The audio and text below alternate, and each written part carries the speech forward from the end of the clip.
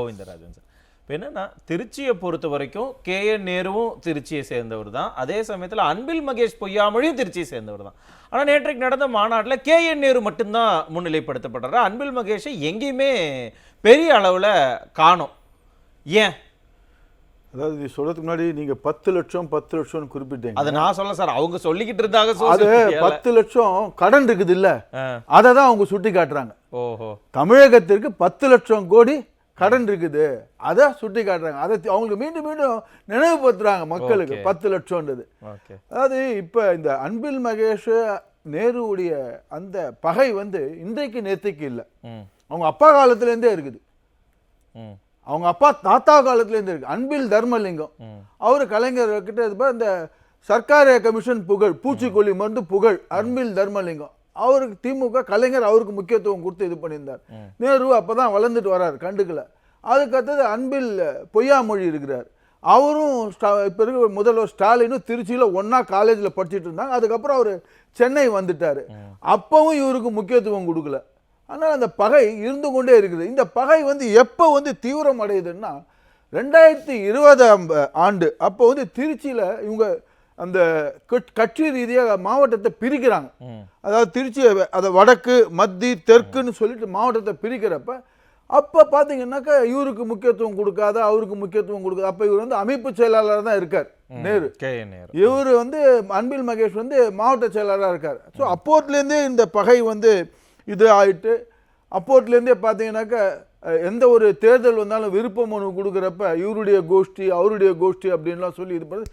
இது மீண்டும் விஸ்வரூபம் எடுத்து என்ன ஆகுதுன்னா, இப்போ இந்த இடி இப்போ நீங்கள் கூட சுட்டி காட்டினீங்க உங்கள் இதில் இடி இதில் இவர் தான் போட்டு கொடுத்துட்டாருன்ற ஒரு கடுப்பில் அவர் இருந்துட்டு இருந்தார்.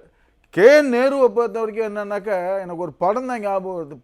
பாட்டு தான், அண்ணன் என்னடா தம்பி என்னடா அதிசயமான உலகத்திலேன்னு சொந்த தம்பியை கூட இறந்துட்டார் ராமஜெயம். அதை பற்றி இது வரைக்கும் என்ன நடந்துச்சுன்னே தெரியல. அவரை பொறுத்த வரைக்கும் அவருக்கு தான் முக்கியத்துவம் கொடுக்கணுன்ற ஒரு இதில் இருந்துட்டு இருப்பார். ஸோ அந்த நிலைமையில் இருந்துட்டு இருக்கிறவர் கேஎன் நேரு இந்த இடி இதில் ரொம்ப பாதிக்கப்பட்டிருக்கார். திருப்பதிக்கெல்லாம் போய் 44 லட்சம் ரூபாய் போய் அந்த அன்னதானத்துக்கெல்லாம் கொடுத்து இது பண்ண அதை விட்டு விலகிட்டு வந்துடுவோன்னு நினைச்சார். ஆனால் தொடர்ந்து இவர் குடைச்சல் கொடுத்துட்டு இருக்காரு. அது இந்த நேற்றுக்கு நடந்த இந்த மாநாட்டில் விஸ்வரூபம் எடுத்தது.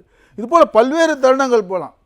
2023 இப்ப அன்பில் மகேஷ் மேல கடுப்பு, அவர் கூட ஒரு பனிப்போர், நிறைய விஷயங்கள் செட் ஆகல அப்படின்னா அவரை பழி வாங்கினாருன்னா கூட அதுல ஒரு நியாயம் இருக்கு.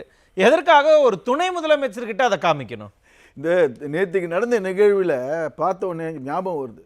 ஒரு நண்பர் வீட்டுக்கு போயிருந்தேன். இந்த இது நிகழ்வு நடந்து பார்க்குறப்ப அந்த நண்பரோட பையன் சொல்றான், அப்பா இதை பார்க்குறோன்னே எனக்கு இந்த நரி திராட்சை பழத்தின கதை ஞாபகம் வருதுப்பான்னா. நரி திராட்சை பழம் வரும் வரும் வரும்னு எழுதுலேருந்து பார்த்துட்டு இருந்துச்சான். அதே போல துணை முதல்வர் அவர் மாலை போட வர்றாரு, சால்வை போட வர்றாரு, திருச்சி சிவாக்கு போடுறாரு. உதயநிதி அவர்கள் எழுந்து நிற்கிறாரு.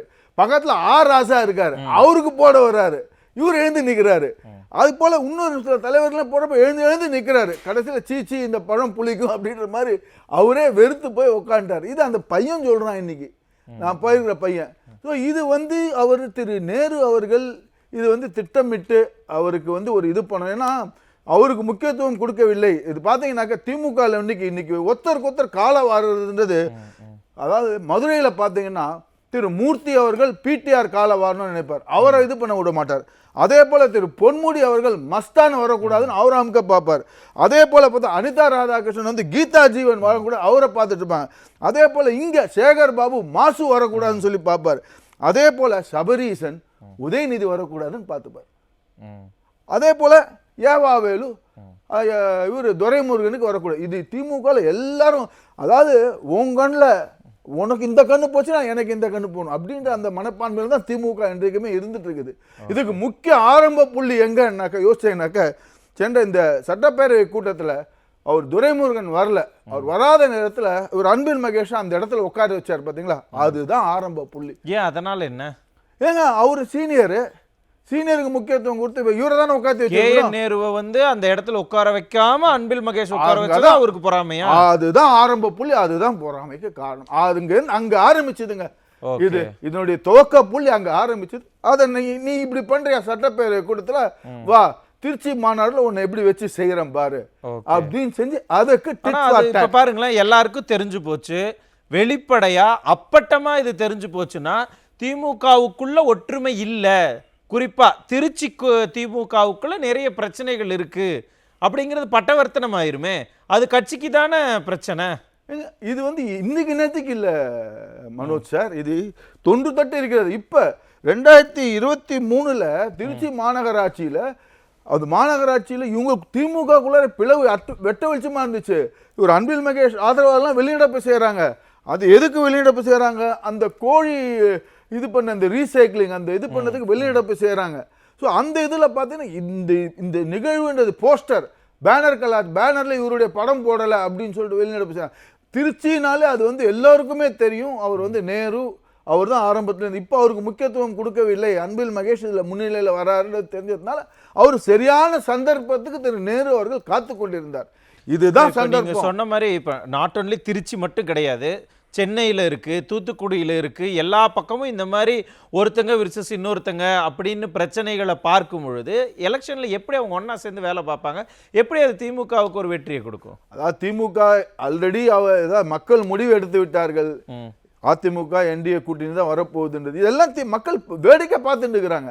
இதெல்லாம் இப்போ மதுரையில் இது வெட்ட வெளிச்சம் ஆகலை. அது அளவுக்கு பூசி மூழ்கி அப்படியே இது பண்ண. இன்னைக்கு அவர் மூர்த்தி தனிப்பட்ட லெவலில் பாதிக்கப்பட்டிருந்தாருன்னா இது போல அவரு பிடிஆர் நிறைய இடத்துல பேசினாரு. நான் கறி விருந்து போட்டா கூட அவருங்க வர விட மாட்டேங்கிறாங்க, மூர்த்தியினுடைய ஆள்கள் வந்து மீட்டிங்கே வர விட மாட்டேங்கிறாங்கன்னா ஓப்பனா பேசுனாங்க தான். அதான் திமுக எல்லா இடத்துலையும் பார்த்தீங்கன்னாக்கா இது போல ஒரு அங்கங்க ஒரு செக் வச்சு அவங்கவுங்க இது இருப்பிடத்தை, ஏன்னா இது போல இருக்கிறவங்கள இது நாளைக்கு அமைச்சர் KN நேருவுக்கே பிரச்சனையா போகாதா? இப்ப ரொம்ப வெளிப்படையா அப்பட்டமா உதயநிதியை அவாய்ட் பண்ணிட்டாங்க. ஆனா ஒட்டுமொத்த திமுகவுமே அடுத்தது உதயநிதி தான் அப்படிங்கிறதுல ரொம்ப தெளிவா இருக்காங்க. நாளைக்கு இது KN நேருனுடைய அரசியல் வாழ்க்கைக்கு உதயநிதியால பிரச்சனை வந்துடாதா? அப்ப அதையெல்லாம் யோசிக்க மாட்டாங்களா? கொஞ்ச நேரம் சொன்னேன். அதாவது சபரீசன் உதயநிதி அந்த இதுல போகுது, மகனா மருமகனான்ற ஒரு போட்டி வந்துட்டு இருக்குது. அதுல பாக்குறப்ப மருமகன் கை ஓங்கி இருக்குது. சில பேர் மருமகனுடைய அவருடைய ஒரு ஆதரவினால் இது போல செய்கிற, எனக்கு என்ன உன் ஆதரவு என்ன, எனக்கு பெரிய இடத்து ஆதரவே இருக்குது அப்படின்ற அந்த இடத்துல கூட செய்வதாக செய்திகள் வருகிறது. ஓகே ஓகே புரியுது. ஆனா இப்ப திருச்சியை பொறுத்த வரைக்கும் இருக்கக்கூடிய தொகுதிகள் எல்லாமே நம்ம திமுக ஜெயிக்கணும் அப்படின்னு தான் அவங்களுடைய வேலைகளை பார்த்துட்டு இருப்பாங்கல்ல. ஆனா அன்பில் மகேஷனுடைய ஆதரவாளர்களுக்கு எதிராக இவர் வேலை செய்யறதும் KN நேருனுடைய ஆதரவாளருக்கு எதிராக அன்பில் மகேஷ் வேலை செய்யறது நீ அடுத்தது நடக்கும்ல. ஓப்பனாவே இப்படி நீங்க பண்ணிட்டீங்களா, அப்ப நாங்க உங்களை வந்து டம்மி பண்ணுவோம் அப்படிங்கிற அந்த விஷயம் நடந்ததுன்னா இது திமுக எப்படி எதிர்கொள்ள போகுது? இதுதான் வந்து அங்க திமுக தொண்டர்கள் பாவம், அவங்க நிலைமையை நினைச்சாதான் மிகவும் பாவமா இருக்கிறது. திருச்செங்கு போல அன்பில் பக்கமும் போக முடியாத, நேரு பக்கமும் போக முடியாத, மாட்டிக்கின்னு தவிக்கிறாங்க அவங்க திமுக தொண்டர்கள். இதுல வந்து பாத்தீங்கன்னா இப்ப இந்த சீட்டு பேரம் அங்க இருக்கக்கூடிய தொகுதியில யாருக்கு சீட்டு வாங்குறது, இவருடைய கெத்த காமிக்கணும்னு பாக்குறாரு அன்பில் மகேஷ். நான் சொல்றவங்களுக்குலாம் சீட்டு வாக்குறுதி கொடுத்துட்டார் நிறைய இடத்துல. நேரு நான் கட்சியில சீனியர், நான் உனக்கு சீட்டு வாங்கிதான் அவருடைய இதை பார்த்து இது பண்ணியிருக்காரு. அவர் மகனும் நிறைய வாக்குறுதி எல்லாம் கொடுத்து இது பண்ணியிருக்காங்க.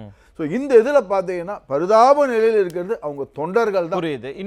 இன்னொரு கோணத்துல பார்த்தோம்னா உதயநிதியினுடைய ஆதரவாளர்களுக்கு திமுக தலைமை அதிகமான ப்ரிஃபரன்ஸ் தராங்க அப்படின்னா அப்ப சீனியர்கள்லாம் கண்டிப்பா கோவத்தில் இருப்பாங்களே. என்னப்பா ஜூனியர்களுக்கெல்லாம் நீங்கள் இம்பார்ட்டன்ஸ் தரீங்க. இப்போ துரைமுருகனுடைய இருக்கையை வந்து அன்பில் மகேஷ் கொடுத்த மாதிரி நாளைக்கு இளைஞரணியில் நிறைய சீட்டு கொடுக்கறது, இந்த மாதிரியான வேலைகள்லாம் இருந்தால் அது திமுகவுக்கு தான் எதிராக முடியும். நிச்சயமா அதை தான் வந்து ஒரு இண்டிகேஷனாக சொல்கிறாங்க. இப்போ சட்டப்பேரவையில் துரைமுருகன் எடுத்து அன்பில் மகேஷ் நாங்கள் இவர் தான் அடுத்து கட்சியில் இவர் தான் அப்படின்றத ஒரு சொல்லாத ஒரு இண்டிகேட்டிவா சொல்லி உதயநிதிக்கான அந்த வழியை போட்டு வைக்கிறாங்க, ரோடு போட்டு வைக்கிறாங்க. இப்பவே நாங்க இண்டிகேட் பண்றோம் அப்படின்ற ஒரு இன்டைரக்டா, அதாவது ஒரு கம்யூனிகேஷன், நான் வர்பல் கம்யூனிகேஷன், அது இன்டைரக்டா ஒரு இதை செய்ய.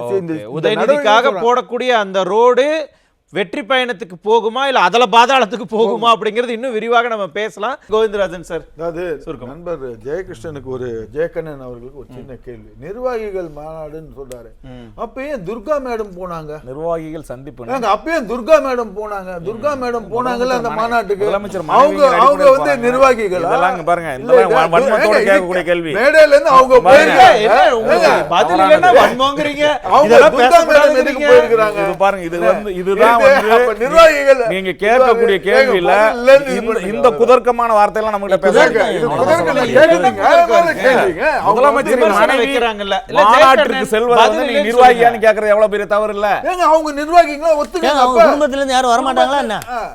அவங்க நிர்வாகி அவங்க என்ன பொறுப்புல இருக்காங்க? நீங்க தானே சொன்னீங்க என்ன பொறுப்புல இருக்காங்க சொல்லுங்க. திராவிட முன்னேற்ற கழகம் குடும்ப கட்சி நீங்கல்ல? ஆமா குடும்ப கட்சி.